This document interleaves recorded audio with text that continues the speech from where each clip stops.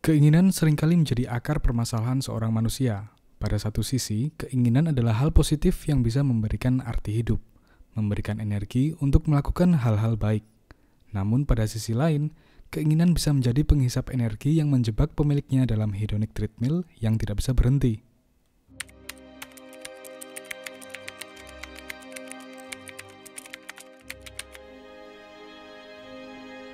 Pada kalangan masyarakat menengah ke bawah, financial freedom atau kebebasan finansial bisa jadi adalah tujuan utama yang menjadi alasan bagi mereka untuk bekerja keras, melakukan penghematan, dan berinvestasi.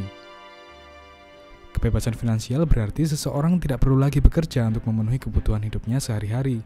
Dengan mencapai kebebasan finansial, seseorang dapat membeli waktu yang bisa digunakan untuk hal lain selain mencari keuntungan.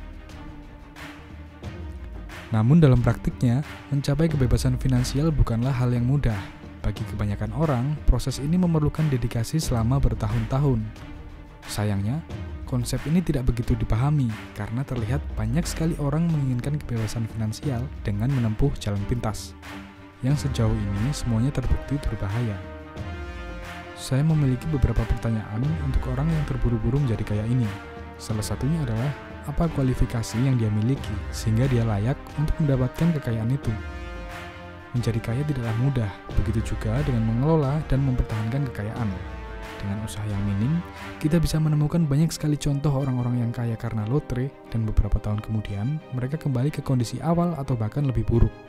Kesimpulan saya atas fenomena ini adalah para pemenang lotre ini kebanyakan adalah individu yang kurang siap, baik secara mental dan pengetahuan. Mental dan pengetahuan ini tidak bisa dibangun dalam satu malam. Butuh beberapa waktu untuk mengakumulasi pengetahuan dan pengalaman untuk menciptakan kesiapan dalam mengelola kekayaan yang besar. Kalau belum bisa mengelola uang 1 juta, jangan harap becus mengelola 10 juta. Kalau belum bisa mengelola 10 juta, jangan harap becus mengelola 100 juta. Dan juga kalau belum bisa mengelola uang 100 juta, jangan harap becus mengelola 1 miliar. Dengan kemampuan yang kurang memadai, bahkan bongkahan emas yang ditemukan di pekarangan rumah pun bisa menjadi petaka. Saat seseorang diliputi keinginan yang menggebu-gebu untuk segera bebas finansial, saya juga ingin bertanya, apakah dia membutuhkan kebebasan finansial itu sekarang?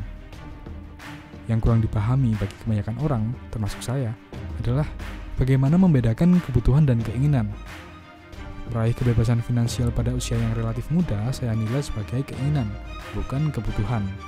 Seseorang yang masih muda, katakanlah di bawah 40 tahun, masih memiliki banyak energi yang bisa dihabiskan untuk bekerja, belajar, dan menumpuk pengalaman.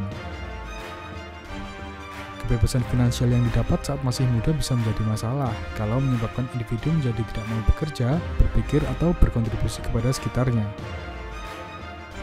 Orang yang masih muda seringkali melupakan satu keunggulan yang dapat mengkompensasi kurangnya harta mereka saat ini, yaitu waktu.